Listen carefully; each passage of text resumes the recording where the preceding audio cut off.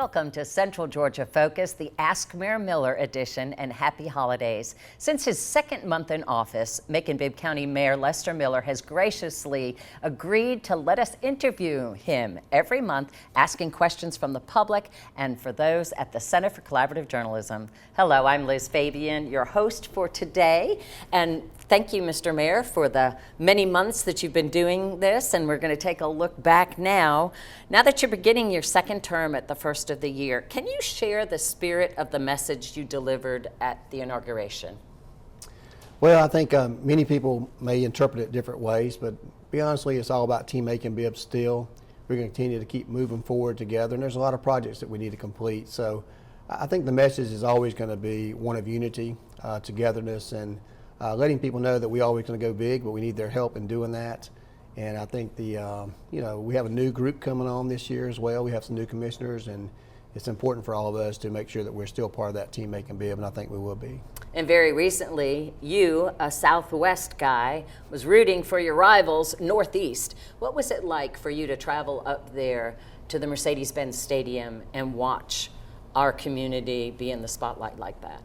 Well, I always support everything coming out of Macon. Doesn't matter what high school I went to, or what fraternity I'm in, or what church I go to. But I think the importance of that event was great for our community. It showed everybody can put aside their own personal feelings and come together with what's good. I saw a lot of people. It really warms your heart to go to the Mercedes-Benz up in Atlanta and see the entire bottom level of that visitor side completely full of people supporting the Raiders. And I think it shows a lot that we are coming together as a community. People are there from all parts of our community, not just in the Raider zone. So I saw people in the Southwest, in the Central zone, in the Howard zone, in the Rutland zone. So it was an amazing game. The boys played their hearts out there. The band performed well as always, and it was a great day for Macon-Bibb County. I know they kept talking about the other team and how they were hit by the hurricane and all of that, So I guess it's good for them to have a victory, but it sure would have been nice for our Northeast Raiders to be state champs. And Toombs, that's the first time they've been to a state championship also. So one of those two teams are bound to win their first one, and certainly we got something to build on. I'm looking forward to next year already. Well, let's look behind a little bit. What have been the highlights, you think, of your first term? Wow, there's just so many things to think about. I think, from the Brookdale Resource Center to our Macon Violence Prevention Program, cutting the millage rate, I think, is something that we can certainly hang our hat on.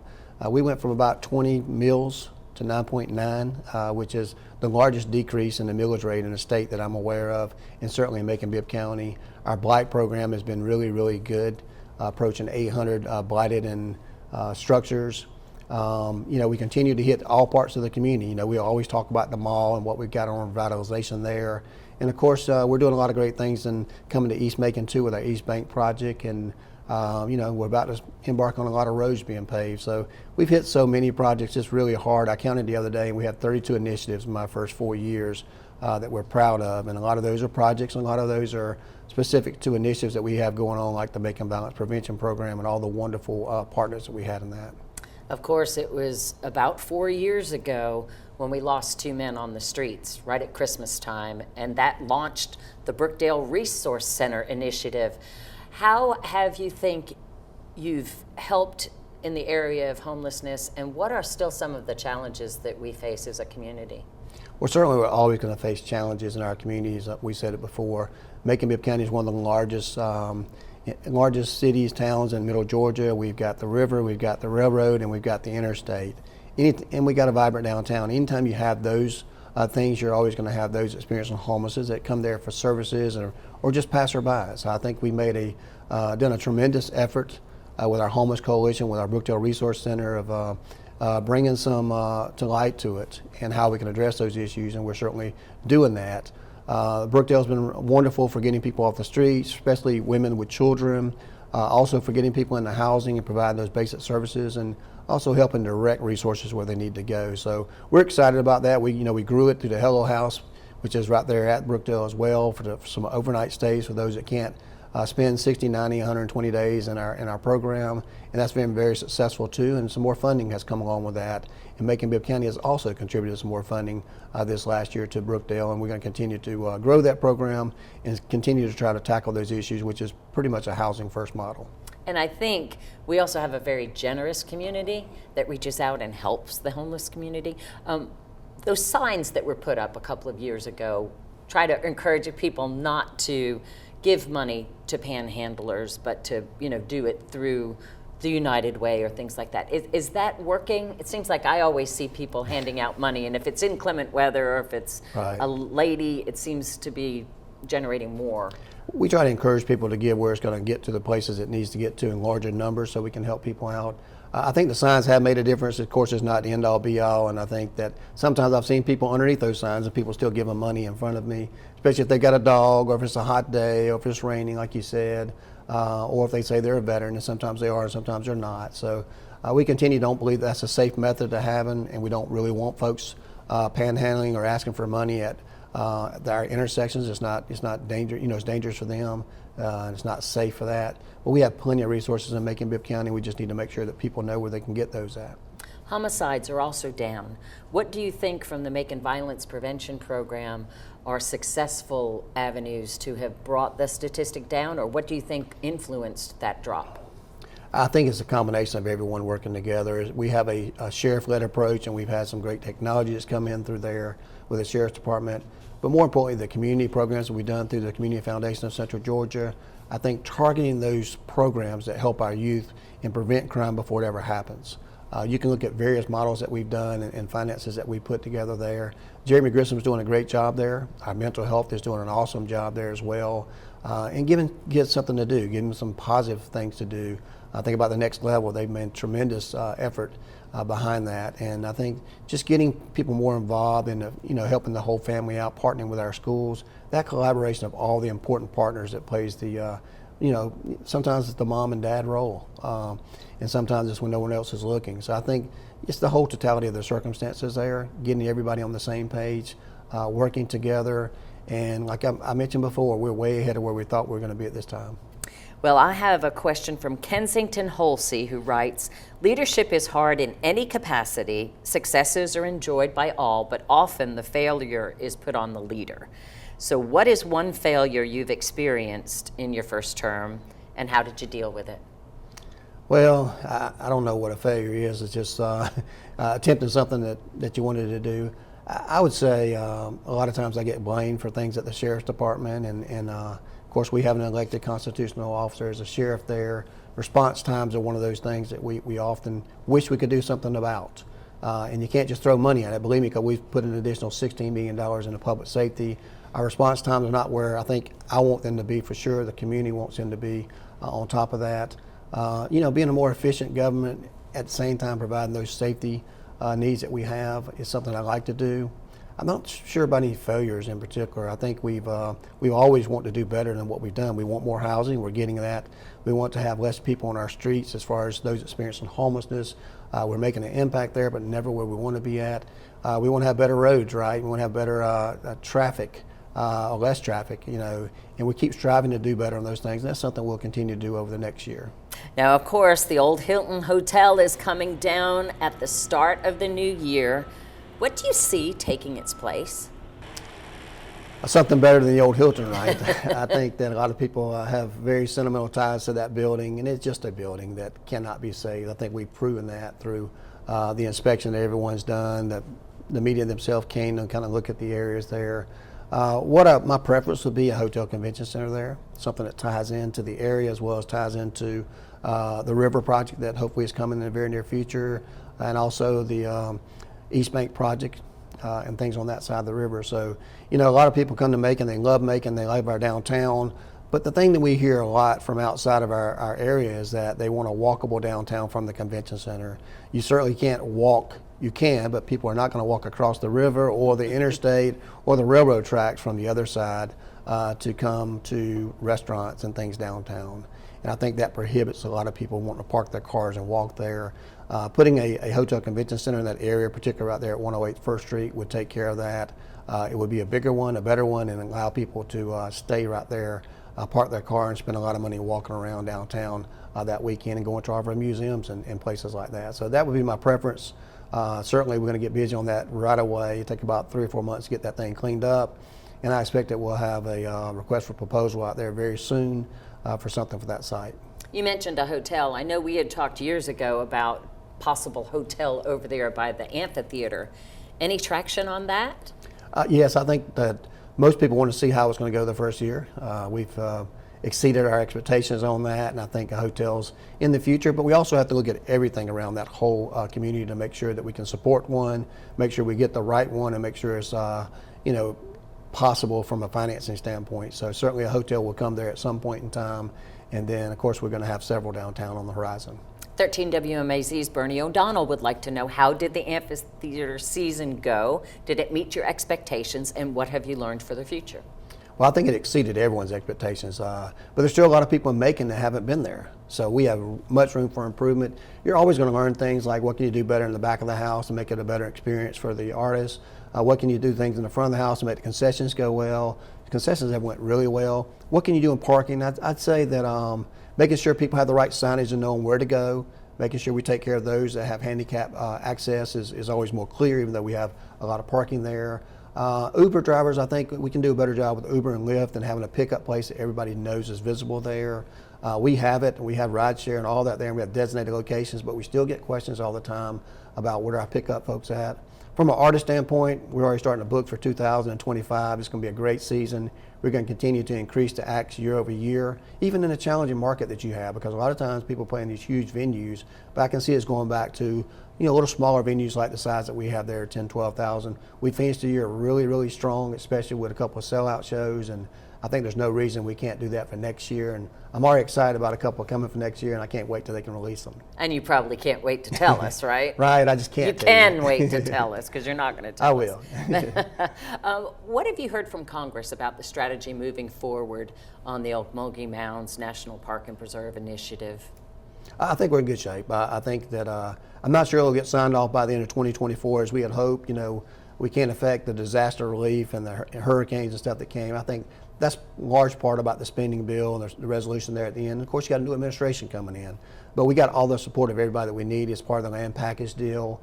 We had hoped that we get signed, this week or last week, but it's probably going to be after the first of the year for that. But the bottom line is we're getting close to the finish line. We're excited about it. It gives us more time to get prepared for what's going to happen, and that's what we're doing, even with our upcoming SPLOST that's coming up for a vote in 2025.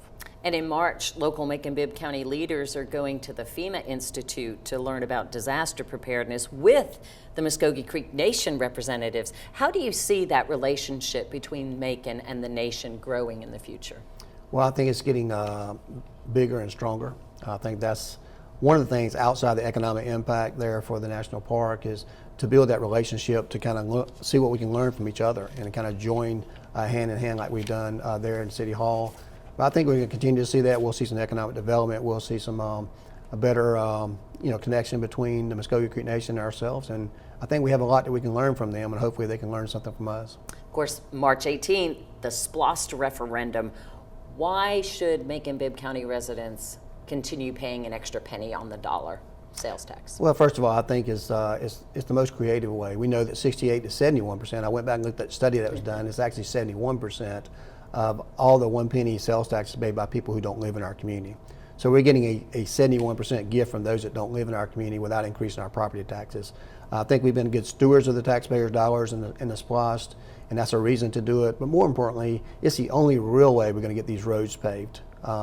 We can't charge you enough money on your taxes to pave all the roads that we have to pave in Macon-Bibb County, and that's going to be the primary focus there. It's one of the primary focuses. There's many in there. If you look at the ballot language, you'll see things that everyone needs. Anything you say you could want will be covered in that ballot language. But roads are on the top of the minds of a lot of people. Of course, our public safety continues to do that. There's no doubt we have aging facilities and some of our recreation, and also our civic center, our Coliseum could use a new build more than just a rehab. And of course, we're still looking at what we're going to do with the jail situation. So those are all reasons that the only way we're going to pay for these things is through a 1 penny sales tax renewal. It's not a new tax. Without that, then property taxes would almost double to meet the needs of those things. It's a $450 million package over 10 years. And this is the first time when you were talking about Convention Center and Coliseum, made me think, are you thinking across the river? Because you mentioned that earlier. So that's a possibility. Well, I could see the convention center, hotel convention center on the downtown side of the river, and I could see maybe a new arena on the other side. a lot of times, we don't want to lose any competition at all. Macon-Bibb County is losing some share to other places like Augusta and Savannah and Athens, and that's kind of our bread and butter with tourism. So we have to make sure that we keep up with the Joneses, at least as far as that's concerned. And I think we all can recognize that building is old, needs to be replaced, and certainly a SPLOST gives us an opportunity to at least start that process. Kennesaw State University architecture students spent their semester dreaming about what could happen as a new gateway to Macon on the other side near Greenwood Bottom. Do you think that that's a possibility going forward? I certainly do believe it is. It has some challenges there, particularly since it's a state road. We have a lot of logging trucks that go down that road, and it's kind of narrow. But and it has some issues there with stormwater and wastewater coming through there. But certainly we're going to look at that. They did a great report. I had a chance to kind of meet and speak with them myself. Of course, they did dream big with other people's money, and a lot of times that can happen. But we have a couple of commissioners who want that to happen, especially around the Greenwood Bottom area out there. And certainly this next 4 years, I'm willing to consider that and see how we can find some money for it. There's a lot on your plate for the next 4 years. Is that going to be enough, or are you going to push for a third term or the elimination of term limits? Well, I think that I hope the delegation will respect the request from the commission in the upcoming year to consider 3 terms for the mayor, whoever that may be, as well as the same 3-year term or more for the commissioners. I think we've seen that we've done some good work there, and certainly it's not finished yet. And it's hard to do that within a short period of time. We still have a lot to do because we're just now starting the airport, and that's a job in itself. That's true. And they're going to start. We just awarded that bid, and someone will start getting to work on that in the next month, and we're very excited about that as well. I've heard President-elect Trump say that in his first term, it seemed like everybody was fighting him at every turn. But now, he said everybody wants to be his friend. Are you experiencing something similar? It just seems like the sneaker ball and different things that have happened, there's just been kind of an uplifting momentum. Are you feeling a shift? I'm not sure about a shift. I think we've been on a honeymoon since day one, and I don't see any reason it can't continue. We really haven't had a lot of pushback, knock on wood. We passed every single item that came before commission. The public seems to, at first, sometimes get a little bothered by things and are worried about what we may do here and there. And then in the end, we come back and we show them the reason we did that and how much better our community is because of it. So I think that the honeymoon is going to last my entire time here, and I'm going to make sure that I do my part to make sure that happens. I don't know. I thought you had a lot of naysayers, or at least you talked a lot about the naysayers at the beginning of your term. We did. Well, that's just projects like the amphitheater and things like that. But, we've shown them what we can do, and we've done a good job at it. So I think we put those naysayers to bed. So, Mr. Mayor, do you personally have any New Year's resolutions for 2025? Wow. I try not to make resolutions too much. I want to do a better job than I did the year before, whatever that may be. One of my resolutions this next year is to make sure we have less potholes in our community than we had the previous year. I think that's one that's going to be easily achievable this year, thanks to the SPLOST, and I think that many people will probably share that resolution. But I just try to build on one. I want to be a better person, better man, a better mayor than I was the year before, and I'm going to continue to strive to do that. Well, we asked the public if they would contribute some New Year's resolutions that they think would be a good idea for Macon-Bibb, and we have some coming in. Jeff Bridges says that he thinks that no new lofts should be built downtown without off-street parking. Is that a good resolution? It may be a good resolution, but that's simply not going to happen. It's not enough for that. But I do believe that the people who invest in lofts ought to have ample parking there. I think a lot of the new ones that we've done have designated parking spaces.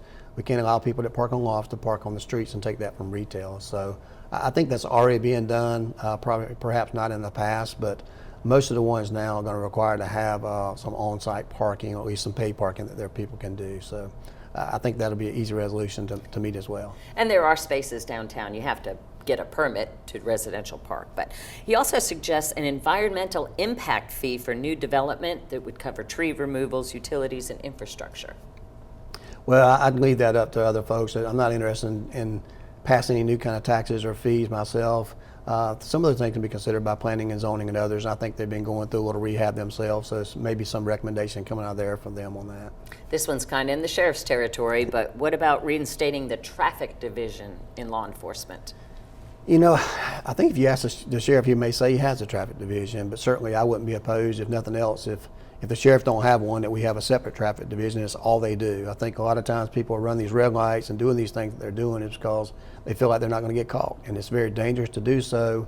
I don't think it's just a shortage in officers. I just think we got to have enough people allotted to that. Certainly, you'll see in a very few weeks that we're going to be purchasing a lot more cars for the police department, for the sheriff's department, and hopefully they'll have those new cars out on the road, keeping us safe and writing tickets where they need to. And we also do have the school speed zone enforcement cameras, so that takes some of the burden off.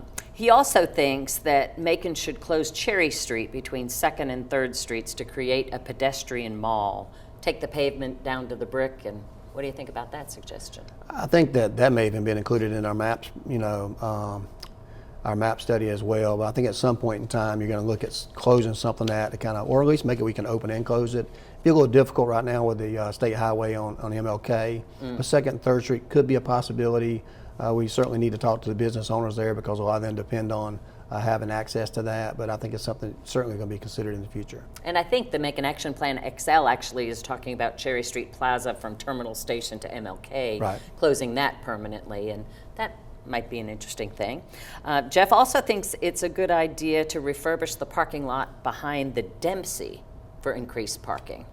I think the UDA is trying to sell that off to build more lofts or something. What do you think about increased parking behind the Dempsey? Well, I think we're going to have a lot of parking coming on. We got 3 different projects that are coming downtown, which is going to give us probably 1,000 new parking spaces. So I think the problem is that people are lazy. They don't want to walk very much, very far. And if you don't have a parking lot right out in front of where they're going, they act like they can't walk, but they'll go to Atlanta, Savannah, and walk 6 blocks, right? So we've got 350, 400 coming behind the City Hall. And we got at least 2 other hotel spots downtown, very close. It's going to have probably the same or more. So at least 1,000 more parking spots coming. So I don't think people are going to have a problem finding a parking space in the next couple of years. And I have one. Can we be honest about recycling? Is it working? I mean, are we actually able to keep things out of the landfill? I know not our landfill, but I've been hearing things that most of the stuff gets trashed anyway. Is that the case? I don't know about that. I think that recycling is a very expensive proposition. People don't pay enough for that. That's all the time we have. We'll have to look forward to more questions from you at mercerccj@gmail.com for the next time we sit down. Thanks for joining us. Happy New Year.